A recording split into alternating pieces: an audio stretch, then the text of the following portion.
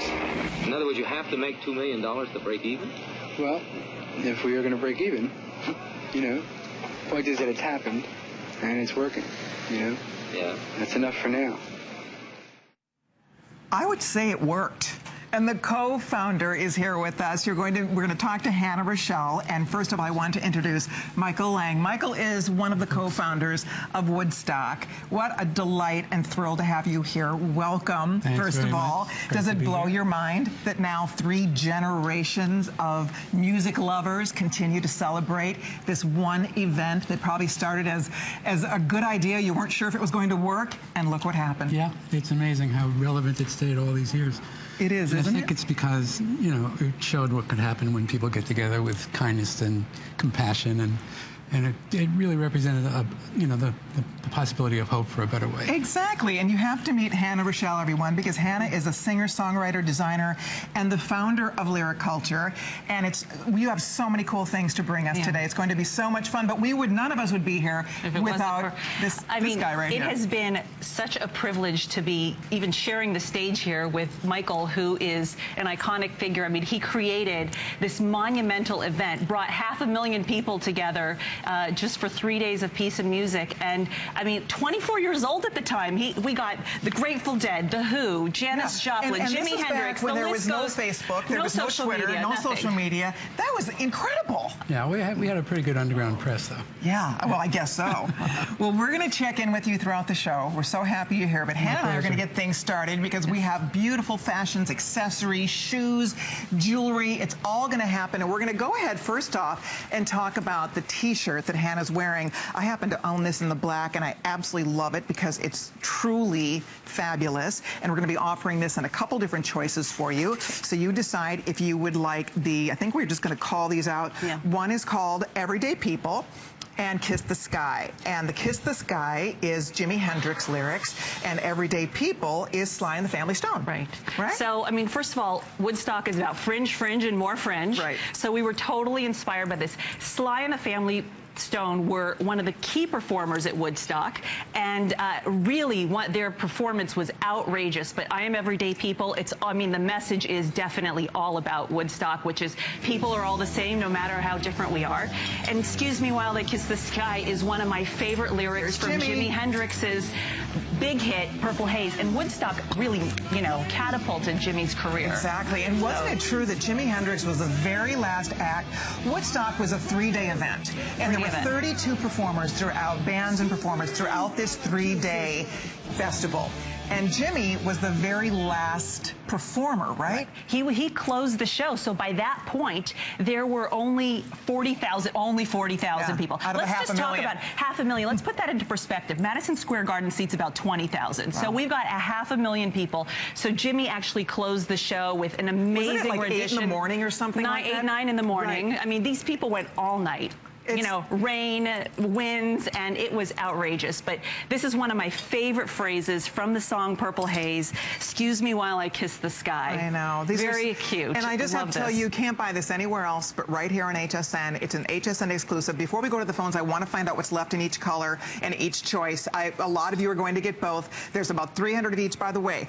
They wash up beautifully. I actually have the Kiss the Sky, the Jimi Hendrix. It washes beautifully. They're so comfortable. They're beautifully made. I mean, it's really fun. People will constantly ask me. I wore this to the nail salon the other day. I had like 12 people ask me where I got my T-shirt. And festival fashion is an all-year-round thing now. Right. I mean, this boho chic look is all year round, and this is not just a throwback to festival times. I mean, this is something you can really wear every single day. Exactly. We're going to head to the phones. If you'd like this, there are 400 left, as I mentioned, in each color. All sizes are available. Order true to size. We have extra small through 3X. It fits beautifully. By the way, Kiss the Sky, the Jimi Hendrix lyric, is going to be the first to sell out. And speaking of which, we happen to have Jimi's sister, Janie, on the phone with us. Hi, Janie. This is Colleen. How are you? You're live with Hannah. Good to have you with us. Oh, thanks for having me. Hi, Janie. Thanks for calling in again. Good to talk to you. Yeah, it's been a while. Yeah. So you were just a little girl when Jimi performed at Woodstock. I mean, did he tell you anything cool about his experience there? that there was a lot of people. And, you know, I think just his loyalty and his dedication, he wanted to still close out the show, though he promised to do that, and it was supposed to be Sunday night. He stuck it out, and he's the first thing that went on Monday, and, of course, the last to go for the show. A lot of people had left. I've heard a lot of stories from people, too, like, you know, Josiah, who's a photographer, who sadly missed Jimmy's show because he didn't think he was going to go on. But he just said it was an amazing festival. He spent some time up in Woodstock, you know, after the concert and just hung out and got a feel for Woodstock. So it was kind of a fun time for him, kind of a little sabbatical as well. It's really cool. It really is. It has to be a little walk down memory lane. I'm sure that you get asked about your brother all the time, what a legacy he left behind. We all lost him way too young at age 27. Way too young, just about a year after Woodstock. Right. Yeah. And but that when he played the Star Spangled Banner, I mean, nobody has done that with our national anthem, and nobody ever will again. Well, I think definitely he was the first to kind of put his own spin on it. And I remember him doing it, testing it out here in Seattle when he first came back home. My dad thought he was going to get arrested. He kept watching the police officer who was guarding the stage, but he didn't get arrested. So that was kind of thought, I think, at the time as being sacrilegious by some people. But Jimmy was 101st Airborne.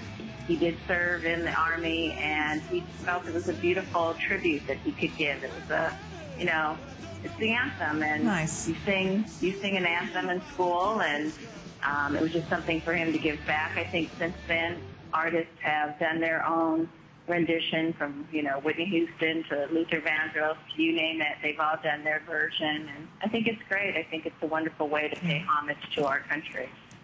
Right. Well, Janie, we have to let you go because your brother's T-shirt's almost sold out. Thank you so much for calling and for sharing a little bit of history with us. Yeah.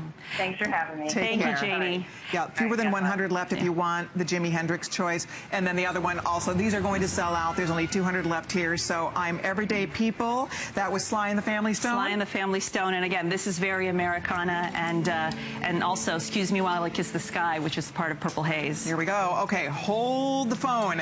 If you're on the line ordering, we do invite everybody to treat themselves before those completely sell out. You won't